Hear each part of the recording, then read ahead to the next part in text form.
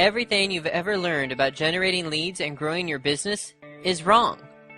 Everything you've ever heard, everything that you've ever tried, and everything you've ever done, it's all wrong.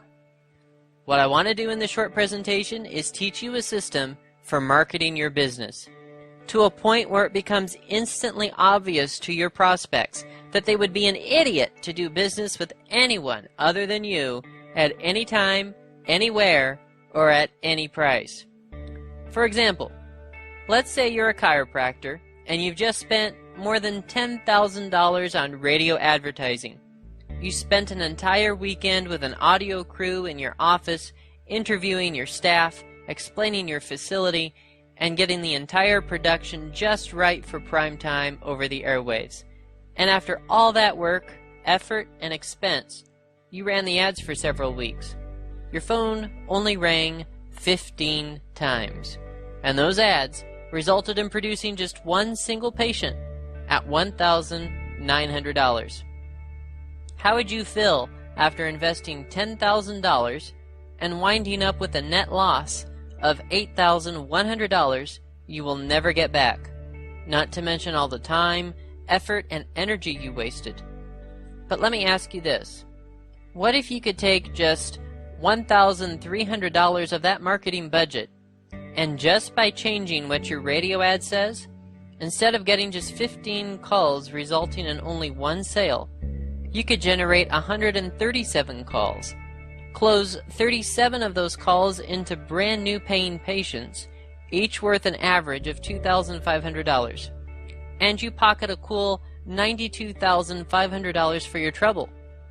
That's what's called getting more results, making more money, for the same time, the same money, and the same effort spent. What if we could systematically do this for you? Let me show you how to leverage what you're already doing and how you too can get those exact same results for your business just by changing the way you do all of your marketing and advertising. And I'm not talking about radical changes. Just simple, common sense changes that enable you to exponentially leverage your marketing's results. That $10,000 marketing budget the chiropractor was spending remained the same whether they were getting 15 calls or 137 calls. And I'm going to share with you exactly how you can accomplish these same results with your marketing and in the process dominate your entire industry. In this short presentation, I'm going to teach you how to achieve massive leverage with your marketing, meaning simply that you'll make more money for the same time, the same money, and the same effort you're expending right now. Why will this enable you to dominate your local market? Simple. Most businesses simply don't know how to do this. They don't understand the tremendous untapped potential that lies within their marketing. Most businesses today spend some money on marketing and advertising and then decide that whatever results they get from that marketing is probably about as good as it's going to get. They realize that their results can fluctuate up and down, but they never imagine the results like the chiropractor, where they got 137 calls instead of 15, that it's even remotely possible. I'm here to tell you point blank that nothing could be further from the truth. The marketing system I'm going to teach you today is based on unchanging principles of human nature that dictate that people always want to make the best buying decision possible, and therefore, marketing's job, your job, is not to yak incessantly about how great you are or how low your prices are. Your job is to position your prospective buyers so that they have total control over the decision-making process, based on them having enough quantity and quality of information to determine that they're receiving the most value for the price they pay. The system I'm going to teach you is truly a breakthrough in marketing and advertising, yet it's simple and easy to understand. We have thousands of client successes to prove that this works literally every time it's implemented properly, regardless of what business or industry you're in. I'm going to introduce you to some very common sense principles of marketing that you'll be able to instantly validate and embrace. Principles that will give you a clear vision of what your marketing is supposed to look like, and just as importantly, what it's not supposed to look like. I want to show you the fundamental formulas and strategies to not only make your marketing work better, but to enable you to create what we call competition-crushing marketing. I want you to see how powerful all of this is. Allow you to comprehend what the possibilities are for your business, and what a significant advantage you'll hold over your competitors when you implement it. So let's get started. There are two main components to any marketing plan: strategic marketing and tactical marketing. Strategic marketing is the content of your message. It's what you say and how you say it, including the concepts that you choose to focus on, the words and images you use to communicate those concepts, and the tone in which the message is delivered. Tactical marketing, on the other hand, has to do with the execution of the strategic marketing, such as placing ads, building a website, attending trade shows, and things like that. If I ask a business owner about their marketing plan, the answer almost always comes back in terms of tactical marketing. They send direct mail, run radio ads, create a website, those kinds of things. But the key to effective marketing is to master the strategic side, not the tactical. What you say in your marketing and how you say it are almost always more important than the marketing medium where you say it. Both are important, of course, but the real leverage is in the messaging itself.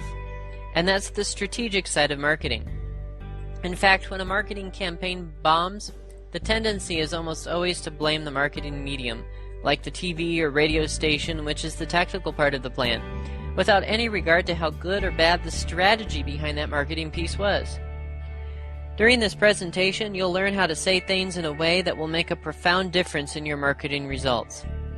This system has been successfully implemented in over 400 different industries, including business coaches, social media consultants, contractors, business brokers, accountants, financial companies, retail stores, real estate companies, home builders, restaurants, software companies, doctors, dentists, remodelers, internet companies, manufacturing companies, and anything and everything else you can think of. We've even used it to help a $10 per hour dog walker build his business to over $500,000. Our revolutionary new lead generation system works with all sizes of businesses, from startups clear up to Fortune 500 companies. But our true passion lies in working with small businesses averaging $2 million in revenue and below. This system will let you finally quit competing on price and start selling your product or service for what you're really worth. You'll drive in more leads and often see an increase in your advertising response by 2 to more than 100 times. You'll also convert a higher percentage of those leads and make your salespeople into superstars. You'll increase the amount of your average sale, and your list of clients that pay, stay, and refer will increase significantly. In short, you'll get a bigger bang for your marketing buck. But maybe best of all, you will finally have total control over your marketing and lead generation results. So let me ask you one simple question. What is the actual purpose of marketing? I mean, what is marketing really supposed to do? Well, in a nutshell, marketing is supposed to help facilitate your prospects' decision-making process. There are prospects out there that need to buy what you sell.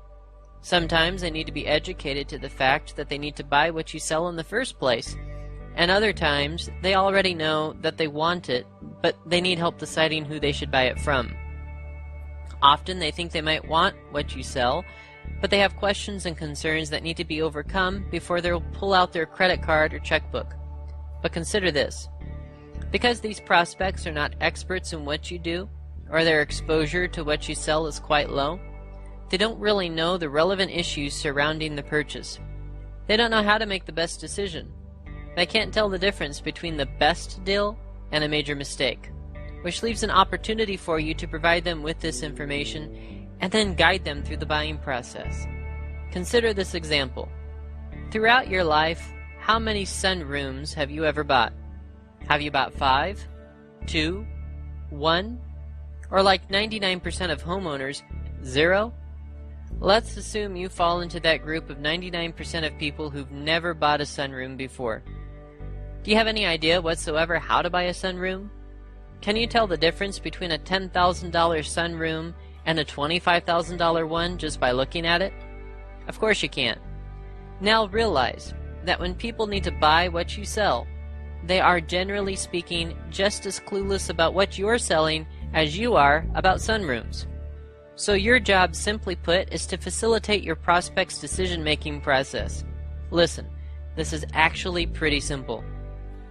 All prospects and customers want the exact same things, and it really doesn't matter what type of business you have. They want to feel confident that their money has been well spent, and that their decision has been made to the best of their ability. They want to get the best deal, not just the best price, but the best deal in terms of overall value.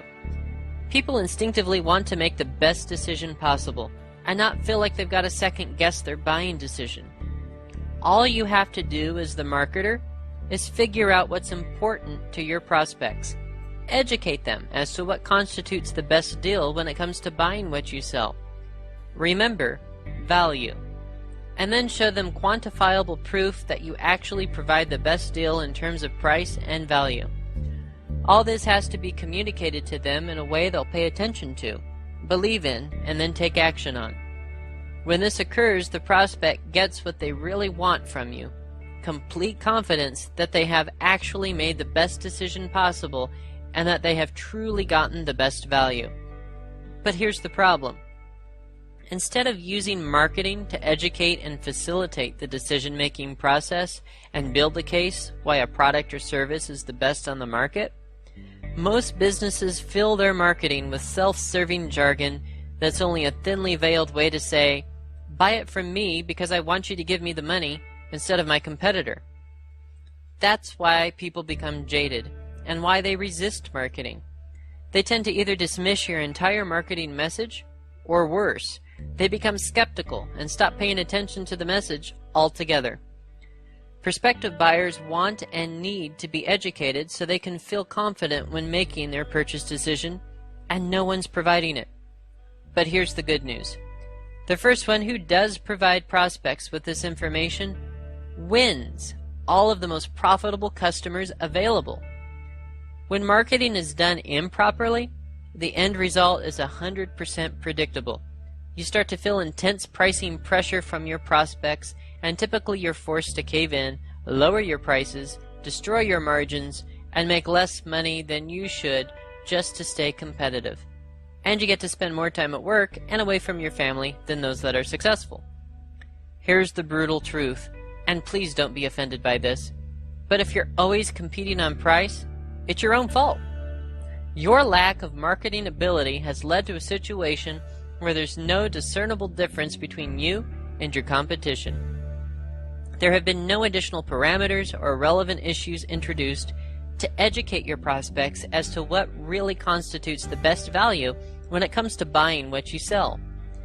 If you feel like you're always competing on price, it's because price is the only relevant variable that you've given your prospects to consider. From the prospect's perspective, all things appear equal, so they default to the business offering the lowest price. I'm about to show you how to fix that once and for all. Our system, simply put, is a step-by-step program for innovating and marketing your business. The system will allow you to first be better than the competition, and then second, do better marketing than your competition. This allows you to separate your business from your competition and become the obvious choice for your prospects to do business with. Consider this. There are actually two sides to your business. First, there's what I call the inside reality, and second, what I call the outside perception. The inside reality encompasses everything you do and everything that makes your business great. It's all of your skills, the people who you work for you, your expertise, the way you service your customers before, during, and after the sale. It's your systems, your operational procedures, your commitment to excellence. It's your passion, and the way you conduct your business on a daily basis. Add these all together, and they equal your value to the marketplace. That's what I call the inside reality. So how's your inside reality? If you asked your customers why they buy from you, they could probably tell you something quantifiable, specific, and instantly obvious. They could point to specific benefits they enjoy when doing business with you. Then they would say things like, "That's why I do business here. That's why I refer my friends to come here, and that's why I'm a loyal customer. That's why I'm willing to pay more here, and why I keep coming back." That's your inside reality. So your inside reality is all about what you do and what you are that allows you to perform better. However, your outside perception has to do with how customers and prospects perceive your company. The outside perception is developed through the interactions that your prospects and customers have with your business. Your customers will draw on their past buying experiences with you to form the outside perception of your business. But here's the problem. If you provide unmatched and unequaled customer service, and your customers absolutely love you, none of that matters to your prospects if, number one, they don't even know you exist as an option, or number two, they see your marketing and advertising, and because of your inability to market your business properly, their perception is that you're no different, or no better, or no worse than your competitors. I would estimate that well over 95% of all businesses are completely inept when it comes to marketing. And the end result is that your inside reality and your outside perception are perceived to be different. You see, regardless of how good you are, regardless of your inside reality, your prospect isn't going to be able to figure out your true inside reality based on your marketing. You simply appear to be just another business that sells whatever it is that you sell, and don't say, "Well, that's okay because I have a salesperson, and when they get in front of my prospects, they'll be able to educate them and close the sale." Listen, that's a great theory, but I can flat guarantee that even your best salesperson is never going to close a prospect who doesn't know you exist, and therefore never bothers to contact you in the first place. Remember the chiropractor? 137 calls versus 15 calls? That's an extra 122 calls a month. People who were not calling this chiropractor prior to changing his marketing. How can you close people who never contact you? Obviously, you can't. That's why your marketing must do the heavy lifting for you. Let your marketing deliver eager, qualified prospects to your sales funnel. But here's even worse news. Competition today is more fierce now than it's ever been. How many competitors do you have right now in your business? Because that's how many choices your prospects have, and that's how many additional businesses they have to sift through and filter through as they attempt to reach a buying decision. And by the way, the internet has only made the problem worse. Have you noticed lately that everyone's going bonkers for online marketing? SEO, pay-per-click, Facebook, social marketing, and rightfully so. Most prospects are so busy these days that most of them start their buying process by researching online. But here's the sad reality for businesses that are advertising online. They spend a ton of their time and a ton of their effort and money just to get prospects to their website. And guess what their prospects see when they get there? The same old lame junk like service quality and dependability that they saw in their lame brochure before the internet was invented, as well as the same lame junk that all their competitors have on their websites. These businesses then curse their high bounce rate, and they try to figure out how to get better qualified traffic to visit their site. The reality is that they're probably already getting enough qualified traffic to their site, but they fail to realize that it's their lame website that's not converting their prospects. That's the real problem. Everyone looks at the internet as the end-all be-all to all their marketing problems, but the reality is that the internet is just another medium to screw up your marketing with bland messages that do nothing to facilitate the decision-making process of your prospects. Yes, the internet is an important tool in your marketing arsenal, but you need to have a great website, and that means you better fix your strategic messaging that I've been talking about, or you're going to fail. There's an old saying that goes like this: if you want to know why Jane Doe buys what Jane Doe buys, you've got to see the world through Jane Doe's eyes. But the problem is that while most businesses are very good at knowing what Jane Doe wants, because they aren't communications experts, they don't have the ability to communicate through their advertising and marketing their inside reality to the outside world. They can't lead their prospects to say, "I would be an idiot to do business with anyone other than you at any time, anywhere, or at any price." We've been successfully generating leads for business owners now for more than 20 years. And it's been my experience that most businesses could stand some improvement in both their inside reality and their outside perception. But for some reason, they struggle the most with their outside perception. In other words, they've got great businesses, most of them offer exceptional value, they have a good inside reality. But with all the competition that exists, they have a major problem differentiating themselves from the rest of their marketplace. They're simply not getting the value of their business across to those on the outside looking in. What about you? What's your outside perception? Go grab your marketing, look at your ads, take a look at your website. Is it instantly obvious, specifically and quantifiably, what makes you better and unique and different? Do you show your prospects how to judge your industry, what factors they need to consider when deciding what to buy, and how you provide greater value than any of your competitors? You'll realize as these concepts start to seep in that the crux of most marketing problems, including yours, can be wrapped up in this one simple statement. Most businesses' outside perception is not an accurate reflection of their inside reality. So I'm going to show you why this is happening and what you can do to fix this for your business forever. I told you at the beginning of this presentation that everything you know about generating leads and growing your business is wrong. Let me clarify what that statement means based on what we've discussed so far. Everything you currently know about marketing does not effectively allow you to accurately and succinctly portray your inside reality to the outside world. This is a product of decades of being conditioned to do marketing the wrong way. In the very early days of advertising, I'm talking in the late 1800s and early 1900s, much of the advertising that existed back then was comparative in nature. Ads wouldn't just say, hey, we're better. They'd say, we're better, and here's exactly why based on this and that. On average, they did a pretty good job of building a case and helping prospective buyers understand the most important issues in regards to their particular product or service. The result was that the outside perception was generally a pretty good reflection of the company's inside reality.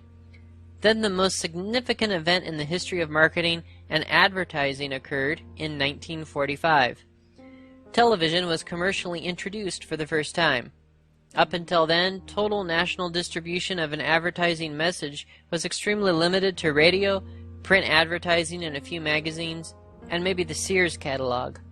But with the introduction of TV, large advertisers could buy a TV commercial and reach just about every single living person in the country for $4,000 a minute, usually sold in 1 or 2 minute blocks. What a bargain, even in 1950s money. But back then there were only 3 channels. So demand quickly outstripped the supply of commercials, and prices shot through the roof. In response to the rising cost, the length of commercials shrank down from 2 minutes to 30 seconds. This meant that advertisers had less time to educate us to the important and relevant issues and build a case as to why they were different or better or unique. So instead of attempting to use shorter ads that highlighted their comparative benefits, advertisers changed tactics and started using slogans. That change made it harder and harder for the company's outside perception to accurately reflect its inside reality. But remember that marketing's first job is simply to get the prospect's attention. Even running just 30-second ads, getting attention was still not a problem for these advertisers. But then what? That's right. After you grab the prospect's attention, you must next facilitate their decision-making process. Companies and their ad agencies found that this was a lot harder to do in only 30 seconds. But they also found out that they didn't really need to do it, because the number of real competitors, that is, the number of competitors that could actually afford to advertise on TV and run ads against their ads, was wonderfully few. They could spend a ton of money running 30-second ads and win by default. Now, if there happened to be 2 or 3 major competitors jockeying for the same prospects, like Pepsi and Coke, that was fine because there was plenty of business to divide 2 or 3 ways. The bottom line is that a company's inside reality and outside perception didn't really have to match up. The lack of a substantial number of choices eliminated this necessity. So the focus for all marketing and advertising shifted to simply getting the prospect's attention. That's when advertising lost its penchant for selling. and instead shifted its focus to creativity. The idea now was to get in the consumer's brain with something creative that would stimulate them and cause them to recall the product later on when they needed it. That's when slogans became the de facto marketing standard that's still in use today. 15 minutes can save you 15% or more on car insurance. Breakfast of Champions. Home of the Whopper. How about this one? Is it live or is it... That's right, Memorex. How'd you know that? That commercial hasn't run since the 1970s. This new creative approach took over advertising as we know it, and it soon began to filter into all other advertising media, including radio, Google AdWords, newspaper, magazines, billboards, yellow pages, websites, you name it. Once this new creative message was in place, the big companies opened up their checkbooks, spent lots of money, and basically gave people no other option but to remember their message. After hearing things go better with Coke for the 8,000th time, you're going to remember it whether you want to or not. We call this C&R advertising. C for creativity and R for repetition. Create an ad that's unusual, weird, shocking, funny, emotional, and so on. Spend $1 billion running that ad about 1 million times, and then haul your dough down to the bank. We call this the era of the brand builders. And in the 1950s, 60s, and even into the 70s, it was a no-brainer formula for market dominance for the companies with the financial wherewithal to pull this off. And that's when it happened. Ad agencies started running this formula for all of their other clients, even the ones that were smaller and didn't have deep pockets. Business schools started teaching marketing and advertising based on these methods that were being successfully implemented by the largest companies in the world and churning out graduates who only knew one way to do marketing. Brand builder marketing and advertising became the de facto standard for how you do it. And after a few years, no one even questioned the formula. Which brings us to the crux of the problem. All of us alive today, with no exceptions, grew up in an era where almost all of the advertising you've ever seen or heard is a product of the era of the brand builders. Over time, we've all become conditioned as to what constitutes a good advertisement. We learned the fundamental pattern for what to put into a commercial. We learned about slogans and jingles and being funny. We learned that in marketing and advertising, the outside perception no longer has to reflect the inside reality. Let me repeat what I said at the very beginning of this presentation. Everything you've ever learned about generating leads and growing your business is wrong, and now you know why. And as a result of this new breed of advertising, jargon has now started to dominate all marketing and advertising. Think of jargon as words or phrases that are drearily commonplace and predictable, that lack power to evoke interest through overuse or repetition, and that are nevertheless stated as if they were original or significant. In advertising, you hear and see jargon all the time. Since businesses only have 30 seconds to try to convey what makes them special, they lump everything into jargon such as largest selection, most professional, lowest prices, highest quality, best service, fastest, most convenient, largest in the state, more honest, we're the experts, we specialize, works harder, gets the job done right the first time, and been in business for 4,000 years. Now listen, I'm not saying that you shouldn't be those kinds of things. Those actually make up the foundation you want to use to build your inside reality on. But consider this. If my marketing says that I offer high quality and great service, isn't that drearily commonplace and predictable? Doesn't it lack power to evoke interest through overuse or repetition? Isn't it nevertheless stated as though it were original and significant? Does my inside reality, what really makes me good at what I do, does that really shine through? Can you tell specifically what makes me valuable to the marketplace when I say highest quality or best service? See, you simply can't describe, demonstrate, exhibit, reveal, or display your inside reality using jargon. It's impossible. And unfortunately, the end result is an outside perception that you're no different than anyone else. There's absolutely no distinction, no separation, and no differentiation. None. You just flat out can't make your inside reality and outside perception match up when you use jargon like this. In fact, let me give you several ways you can easily and quickly evaluate your own marketing to see if you're getting caught up in the jargon trap. Jargon evaluation number 1 is what we call, well, I would hope so. When you make a claim, don't think about it in terms of the words coming out of your mouth. Think about it in terms of the words entering your prospect's ears. This will enable you to realize just how absurd most jargon sounds. Look at the messaging in your marketing, and then ask yourself if the prospect's immediate response might be, well, I would hope so. Let me give you an example. I recently saw a TV ad for a remodeling company. Throughout the ad, they continuously emphasized the fact that their work was of the highest quality, it was fairly priced, and they guaranteed 100% satisfaction. Well, I would hope so. Would you hire any remodeler who didn't provide all of those as a standard part of their service? Of course not. This is all jargon, drearily commonplace, lacks power to evoke interest through overuse or repetition.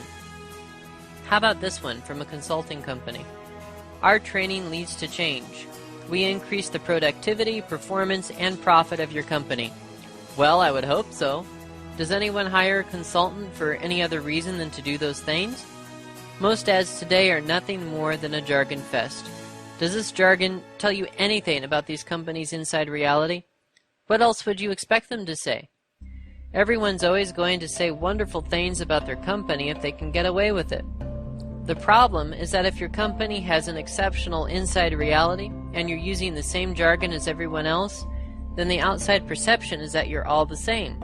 And that's when prospects default to the company offering the lowest price.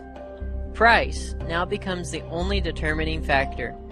When you use this simple evaluation, just ask yourself openly and honestly why anyone would choose you over your competition. Then evaluate your answer against the well, I would hope so evaluation. And finally, check out all of your advertising and marketing materials, including your website. Do they pass the well, I would hope so evaluation, or are they all chock full of jargon? If they fail, then you need to make changes. Let me provide you with a second evaluation technique. It's called Who Else Can Say That? This is similar to the first evaluation technique, and it's also a product of the era of the brand builders. Pay very close attention to this one. Stop thinking in terms of who else can do what you do. Instead, think in terms of who else can say what you say. Because the answer, unfortunately, is anybody and everybody can say what you say. I know of a kitchen remodeler that ran by far the most impressive remodeling company in his community. Every member of his crew had at least 15 years of remodeling experience.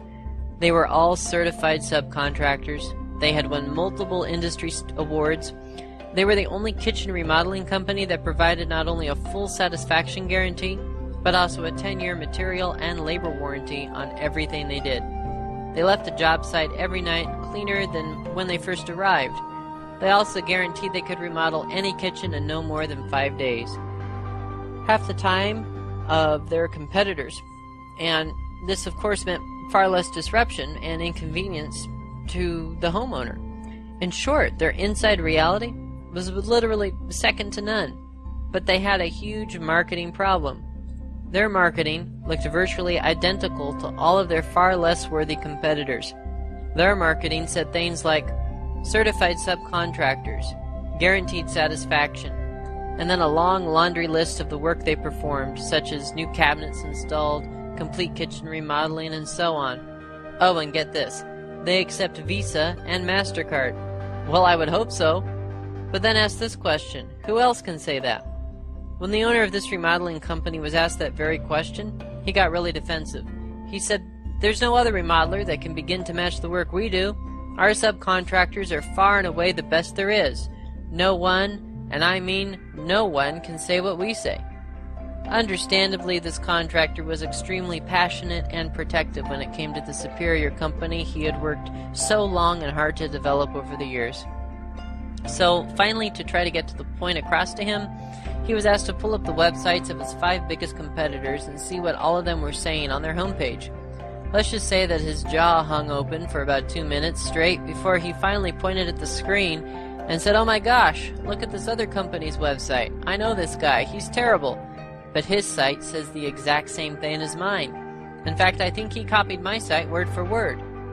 He looked at the other remodelers and saw that all their websites were virtually identical to his. So remember, it's not who can do what you do, it's who can say what you say. And if your marketing is full of jargon, then sadly that answer is all of your competitors can. Let me give you one final jargon detection evaluation. It's called the Scratch Out Write-In Test. Take a look at your brochure, advertisement, or website. Now scratch out your name and write in your competitor's name. That's it. If the marketing's still valid, if the website still conveys the same basic message, if there wouldn't need to be any additional changes, then guess what? You just failed this test. This evaluation can be very revealing. Most businesses discover that they run fairly high on the jargon meter. You may find that your inside reality, excellent as it may be, is nowhere to be found in your marketing messaging. It's all but lost in a sea of jargon and completely invisible to your prospects. Is this making sense to you? Is it evident that this might be a problem for you now and a tremendous competitive advantage if you could figure out how to fix this for your own business? So let me show you how to fix this. Let me explain how you can follow a very simple process we call the conversion equation. And when you do, you'll eliminate jargon forever. I'm going to show you how to become a communications powerhouse. Make your outside perception become an excellent reflection of your inside reality. And finally begin to get the results from your marketing that you should be getting. The conversion equation has 4 main components. Let me start with a brief introduction, and then I'll go into more detail. The first component of the conversion equation is called interrupt. This is simply the process of getting qualified prospects to pay attention to your marketing. This is often accomplished by affecting the prospect emotionally. Sounds simple enough, doesn't it? Unfortunately, it's a lot more difficult to pull this off in real life, unless you understand what you're about to learn here. The second component is engage.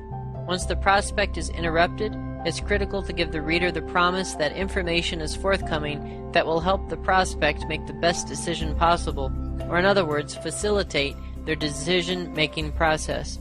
This is also best accomplished on an emotional level. The third component is educate. Once you've interrupted and engaged the prospect, you have to give them information that allows them to logically understand how and why you solved that emotional problem. This is accomplished by giving detailed, quantifiable, specific, inside reality revealing information. This turns the corner from an emotional sell. Remember, you interrupted and engaged them based on emotional hot buttons, to a logical sell. This is easy to do if you just follow this conversion equation. And the fourth and final component of the conversion equation is the offer. Now the prospect has been interrupted based on problems that are important to them emotionally, engaged by the promise of a solution to that emotional problem, and they have examined the educational information that makes your solution to that emotional problem real and believable. So the last step is for you to give that prospect a low, or better yet, no-risk way for them to take the next step in the sales process. This can be accomplished by offering a free marketing tool, such as a report, brochure, seminar, audio, video, or something similar, that educates them even more, so the prospect feels in complete control of the decision-making process. This conversion equation follows the formula for what marketing is supposed to do in the first place. In fact, at this point, we can simply say that marketing's job is to interrupt, engage, educate, and offer. Remember earlier we discussed that if you want to know why Jane Doe buys what Jane Doe buys, you've got to see the world through Jane Doe's eyes, right? Well, I would submit to you that if you want to know what Jane Doe sees, you'd better first understand how Jane Doe's brain works, how it processes information and makes decisions. To understand this process, there are 3 major concepts that I need to teach you. 3 concepts that no one else in the world of marketing understands, but 3 concepts that will make all the difference in the world in your marketing's effectiveness, and more importantly, in your company's profitability. The 3 things you need to know about Jane Doe's brain are downtime, uptime, and the reticular activation system, also known as the reticular activator. Let's begin by discussing that first concept called downtime. Simply put, this is the hypnotic state of running automatic patterns that allows your brain to perform habitual tasks without any conscious thought. You do this all the time. For instance, have you ever driven to work and when you got there, you don't remember making the trip? That's downtime. This occurs because driving to work is a habitual pattern that you run so frequently that you don't have to consciously think about it. Have you ever stepped out of the shower and couldn't remember if you shampooed your hair or not? Your brain performs all of these daily routine functions with no conscious thought. Now here's what downtime means in marketing terms. People see and hear ads with their eyes and ears, but they don't notice them on a conscious level. If you open a newspaper, you'll be looking at maybe 70% ads and only 30% bona fide news articles.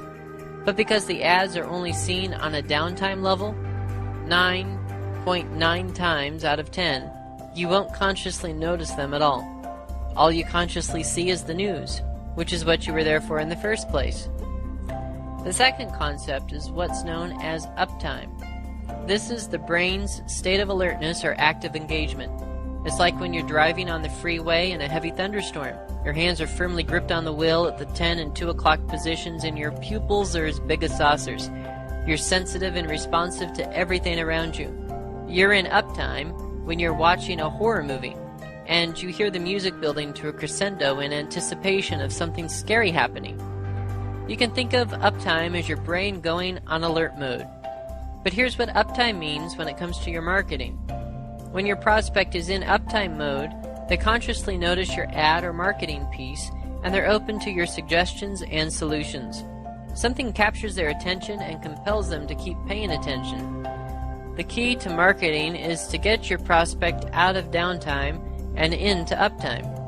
We want to shake them out of their natural subconscious haze where they never see your ad or marketing piece and into uptime where they're fully conscious and aware of what you're trying to communicate to them.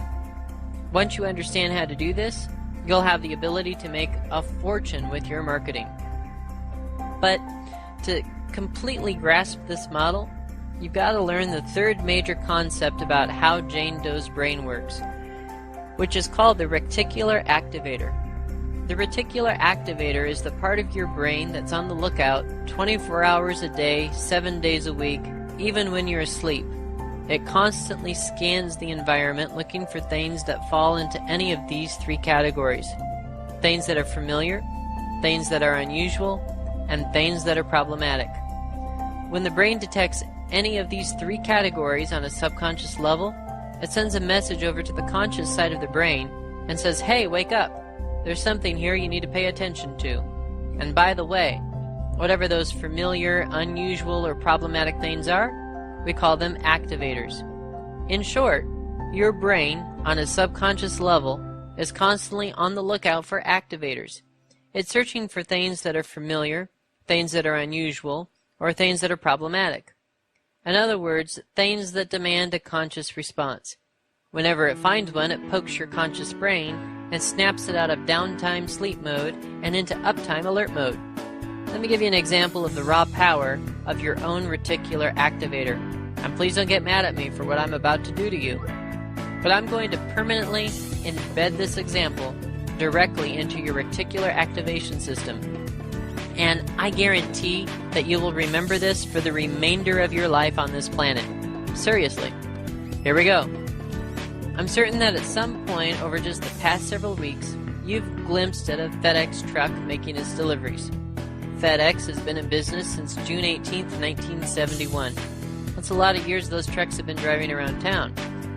So let me ask you a question. How many times have you seen those FedEx trucks? Over the 40-plus years they've been in business, I would wager to say you've seen their trucks a minimum of 1,000 times. So here's question number 2. Have you ever seen the hidden message within the FedEx logo? Yes, that's a serious question. Did you know that there is a hidden message within every FedEx logo? If you're saying right now that's impossible, you've seen that logo thousands of times, and you certainly would have noticed a message in there at some point in time, then join the crowd. 99% of the population have never seen that hidden message. Ready for me to tell you where it is? Next time you see a FedEx logo, look between the E and X in FedEx. You'll see an arrow pointing to the right. It's as plain as day, and yet very few people have ever detected it over all these years. And guess what? That logo was specifically designed that way from the start. It isn't just something that happened by coincidence when the designer created it. Almost no one sees it. But guess what? You will now see it every single time you look at that logo. Why? Because now that I've drawn your attention to it, coupled with the fact that you had no idea that it was there before, the next time you see that arrow, your brain will perceive it to be unusual, and that automatically triggers your reticular activator. Remember, things that are familiar, unusual, or problematic poke your brain and make it pay attention through your reticular activator. But guess what's going to happen next? Now that you know that arrow's there, every time you see that FedEx logo, your brain will immediately seek out that arrow. And as you observe it over and over, the arrow will move from being unusual to being familiar. And in both of those cases, guess what else happens? You will only notice the arrow for a second or two because your brain activates when it sees it, moving you from downtime into uptime. But since the arrow isn't really relevant or important to you, your brain quickly reverts to downtime. So what does all this have to do with marketing then? The short answer is everything. Understanding what makes people up so they pay attention is what's going to get our marketing message past the interrupt stage and onto the engage stage. And when we engage your prospect, we've just increased our chances of selling to the people you're trying to engage by 1,000%. This is going to solve the problem that every other marketer hasn't been able to figure out, which is not just getting them interrupted, but also getting them engaged. Not just finding any old activator, but finding the right activator. Any idiot can simply interrupt people. In fact, that's actually very easy to do. The so-called marketing gurus over on Madison Avenue do it all the time. Those guys and gals prefer to use activators that are based on things that are familiar and unusual because they're the easiest to pull off. Have you ever noticed how many different kinds of animals you see in advertising? That's because animals are familiar and likable. And the idea is that those animals will interrupt you by poking your conscious brain when they're detected by your reticular activator. Aflac has the duck, Geico has the gecko, and Coke has its polar bears. You constantly see dancing elephants, talking dogs, and finicky cats. All of these animals have good interim value based on their familiarity. That's also the major reason that big advertisers use celebrities. Familiarity. And what about activators based on unusual things? Well, that's what creativity's all about. Creativity's main purpose in advertising is to dream up something so weird, so strange, so shocking, so unusual, that it'll snap you out of downtime and into uptime, otherwise known as interrupt. But here's the key. Here's what no one else seems to understand, and what just may be the most important thing you'll learn in this presentation. Once the brain is activated, once it's been broken out of downtime and into uptime alert mode, it wants to be engaged, so it immediately and subconsciously searches for additional clarifying information. The brain wants to know, hey, what's this all about? How does this affect me? Do I need to do anything about this? Literally, on a subconscious level, the brain goes on a fact-finding mission. The bottom line is the brain wants to know, how is this important and relevant to me? Should I allocate any conscious bandwidth to this? So it searches for additional facts. If it finds them, it'll become engaged.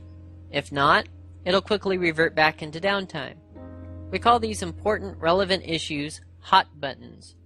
If you're a golf fan and your reticular activator detects that Tiger Woods is on the television, it notices that on a conscious level because Tiger Woods is familiar. He's an activator. Then your brain immediately asks, hey, what's Tiger Woods doing driving a Buick? Is there anything here that's relevant or important to me? Or in other words, is this a hot button issue for me at this point in my life? What typically happens is your brain determines that Buick is not important or relevant to you. It doesn't do anything to solve any of your problems, and therefore it's not a hot button, and so your brain immediately reverts back into downtime. Let me be crystal clear here. An activator is something that snaps a person from downtime to uptime, and it's based on something that's familiar, unusual, or problematic. But an activator can also be classified as a hot button if, and only if, it's based on something that's important and relevant to your prospect. Your best bet to successfully interrupt and engage your target market is to identify problems, frustrations, uncertainties, and annoyances your prospects have, and then address them in your marketing. Their pain in most cases is their hot button, and please don't think this is some form of manipulation. All we're doing here is tapping into the problems that your prospects already have. We're not trying to manufacture a crisis for them. We're merely poking their problems and pointing out those problems, so that their reticular activator notices and brings us onto their active radar screen. Now here's the key point in all of this, and one that none of the big ad agencies understand, but one that you need to know in order to make this all work for you. The activators that are used to interrupt the prospect must be based on a relevant hot button. If not, the prospect will momentarily be interrupted, but will quickly revert from uptime back into downtime. This is what we call false uptime. Have you ever heard someone call out your name in a crowded room? That immediately interrupts you because your name's familiar.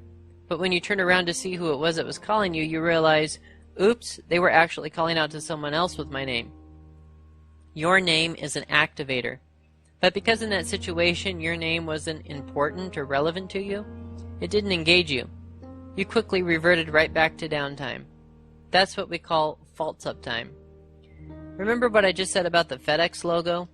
Now that you know the arrow is there, every time you see it, your brain will immediately seek it out because it's unusual. But the more often you see it, that arrow shifts from being unusual to being familiar. Then you will only notice it for a second or two, and then your brain quickly reverts back into downtime because the arrow isn't relevant or important to you. This happens in marketing and advertising all the time. Most marketing interrupts, but it doesn't engage. Just like Tiger Woods and Buick. He's famous and you like golf, so it captures your attention.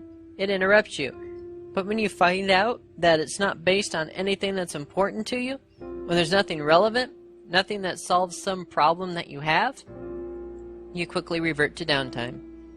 This is one of the things that almost no one understands, and one of the main reasons everything you've ever learned about marketing is wrong. You've been conditioned to believe that as long as you've interrupted the prospect, that's it. That's good enough. The job is done. But you have to realize that if you only interrupt the prospect, that's only 1/4 of the conversion equation. You've got to include all 4 components: interrupt, engage, educate, and offer to get the maximum results from your marketing and advertising. Now when it comes to actually writing the marketing, we typically like to portray the hot buttons in the form of headlines. The headline is the first opportunity you have to interrupt Jane Doe. You've got maybe 1 to 3 seconds max to interrupt the prospect, so you better make sure that the headline has activators in it, and that those activators are based on things that are important and relevant to that prospect. Remember, hot buttons. Words and phrases that describe problems or frustrations that the prospect is feeling so that their reticular activator latches onto them and snaps them into uptime.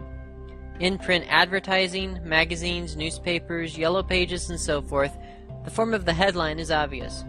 In radio, the headline is the first sentence they hear. On Google AdWords, it's the first bit of text they read. On television, it's the first thing they see and hear. In brochures, business cards, other marketing collateral, and your company website, it's the first thing they see. Let me give you 2 quick examples. First for a daycare, and second for a child psychologist who works with kids with behavioral problems. When I ask most daycare providers why parents should choose them instead of the 17 other local daycares, they almost always give me the same boring answers. High quality, attention to detail, we supervise our staff better, we're honest, we've taken care of more than 200 kids, and so on.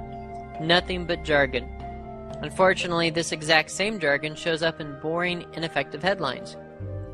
For instance, when I looked at the marketing of various daycares, They said things like this: safe, nurturing, and creative environment. Optimize your child's development. Acclaimed by thousands of parents. Accredited by industry professionals. A leader in early childhood care and education. Those were all real headlines from real ads. Jargon and more jargon. But note this as well. These headlines all speak to the daycare, not to the prospect.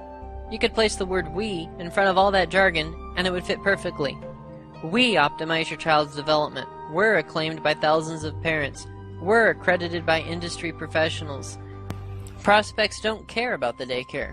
They care about themselves and their kids. None of those headlines address the problems or concerns of the parents, do they?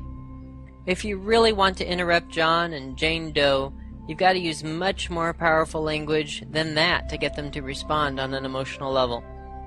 How about this headline to effectively communicate the concept of a safe, nurturing, and creative environment? Ever felt like your daycare treated your child like a number instead of a little person? Or how about this one to convey being a leader in early childhood care and education? Is your daycare's idea of good educational curriculum watching Barney on TV? Or this one, introducing a daycare center that doesn't consider mac and cheese to be one of the 4 major food groups? All 3 of these headlines work in tandem with close-up pictures that work to reinforce this powerful and compelling message. That headline that said, "Ever felt like your daycare treated your child like a number instead of a little person?" Next to it is a 4-year-old child sitting in the corner with his head buried in his hands crying. Talk about powerful, emotional, and compelling. Talk about interrupting. See how these headlines speak to the issues of the prospect instead of the daycare? See how they reflect a fanatical attention to detail that is the foundation of this daycare's inside reality? Of course you do, because it's obvious. Now what about the child psychologist who works with kids with behavioral problems? Most of these types of professionals say things like, "We offer parenting advice and resources. We can help get your child under control. Learn the secrets of well-behaved children." As a parent with an out-of-control child, why would I want to know the secrets to well-behaved children? See what I mean when I say that no one is getting it? That everything you know about marketing is wrong? If you have a child that embarrasses you in public, that is basically uncontrollable and unmanageable, then aren't you desperate for a solution for that behavior? So what if the child psychologist used this headline? Are you sick and tired of the yelling, screaming, and belligerent attitude of your child? Doesn't that immediately address the conversation going on in the heads of these parents? Won't that headline immediately interrupt them and knock them out of downtime and into uptime? Of course it will. Consider the example of a moving company. Most movers' ads and websites have headlines that say something brilliant like, "Moving." Most of them have their company name for the headline along the top of their website and marketing material, or "local and long distance." Why in the world would you ever say something like that? However, by changing their marketing so it followed the conversion equation, their new ad and web copy pulled an astounding 12 times more than their original ad. They went from averaging just 70 calls per month to 955 calls, and their conversion rate skyrocketed from 16% to 68%. Let me put this another way. This moving company, just by changing what their ad said, went from generating 11 sales per month to a whopping 649 sales per month. Their new ad generated so much new business, they had to partner with 4 of their competitors to help them handle the demand for their services. Oh, by the way, those same 4 competitors bought out that moving company 9 months later for $2 million, all due to following the conversion equation in their marketing. So what exactly was it that generated these fantastic results?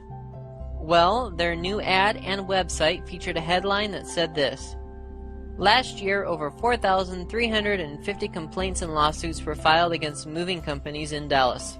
Got your attention?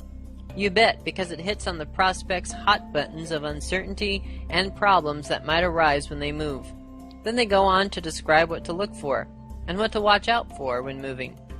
It educates the prospect as to what standards they should use to find the best value when hiring a moving company.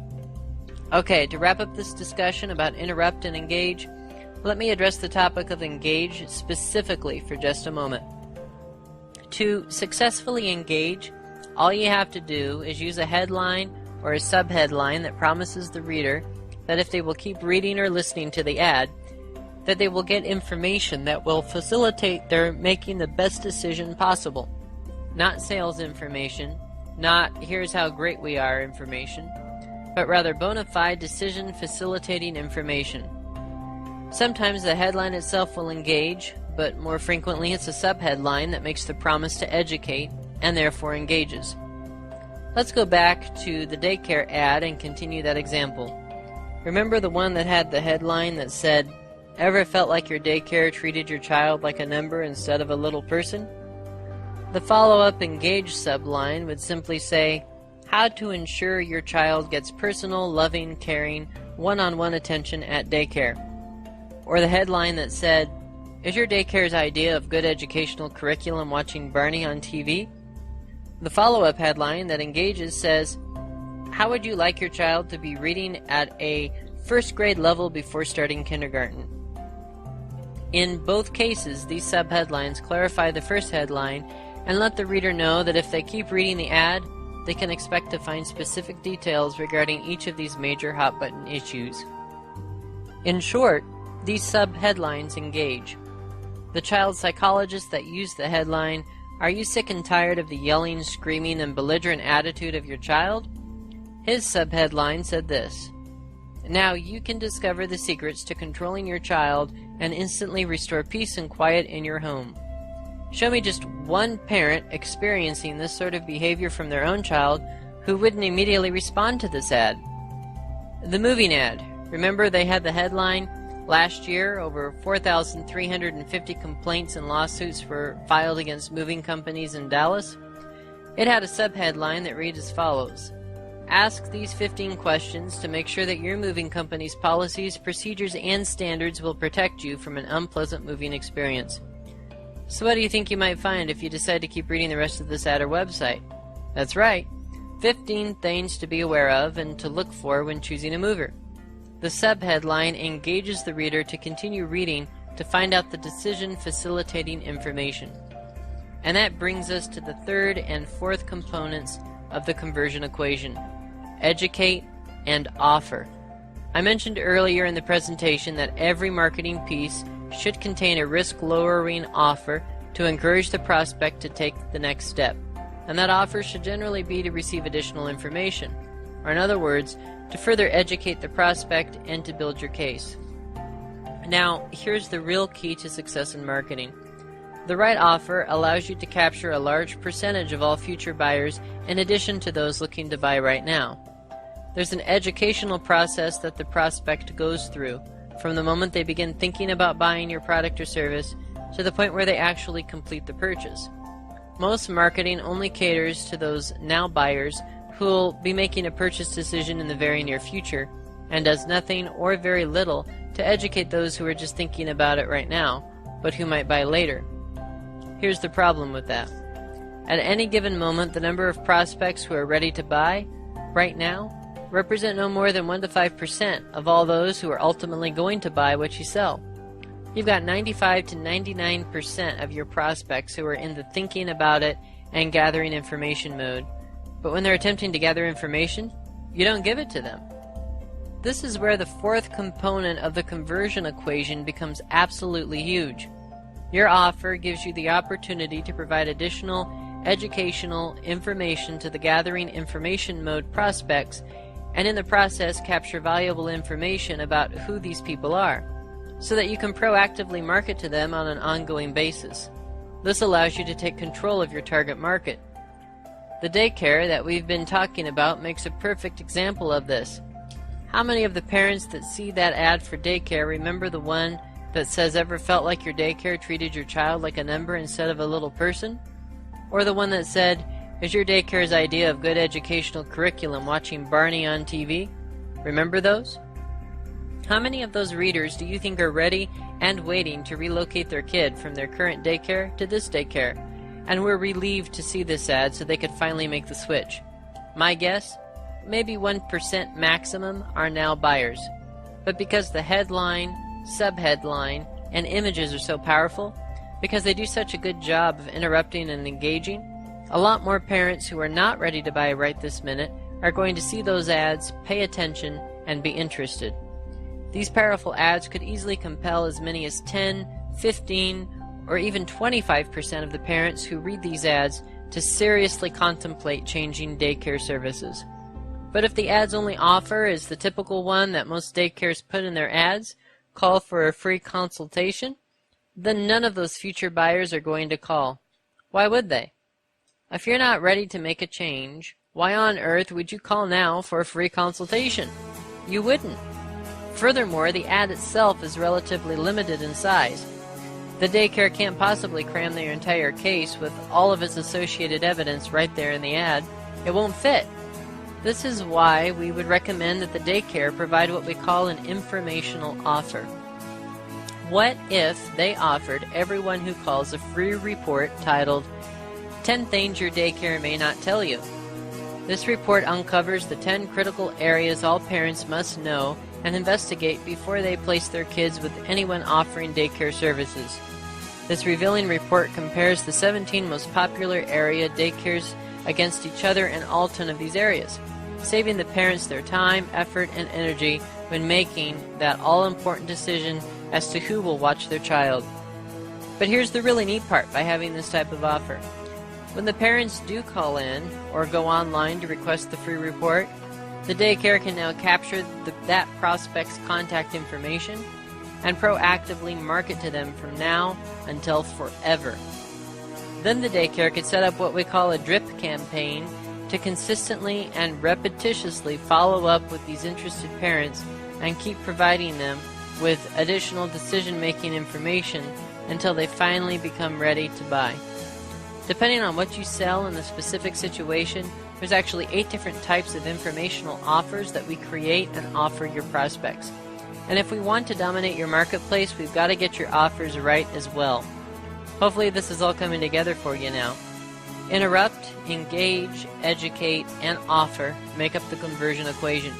And that equation is literally the backbone of all the incredibly successful marketing campaigns we've ever put together. So let's go ahead and wrap this up. You can probably tell from the depth of information in this presentation that we have a bona fide, step-by-step system that helps business owners just like you become financially free using superior marketing that makes your phone ring. Remember earlier I said that our system works for big Fortune 500 kinds of companies. Well, our passion doesn't lie with helping huge soulless corporations. Our passion is for you, the small business owner who has to scrape, fight, and battle every day just to earn a living. I'm offering our system to you as a way to reach the ultimate pinnacle of life, financial freedom for you and your family, along with the ability to do whatever you want with your time and money. After all, you more than likely started your business because you have a true passion yourself for what you do. But when marketing is ineffective, owning your own business can become no more than working a poorly paying job. Compelling and successful marketing can provide you with the financial freedom to pursue your real, true ambitions in life. I believe that everybody has a cause that can be more fully pursued and supported when you're financially independent. Let us help you reach that goal. We have the tools, resources, and support to help you accomplish this in record time.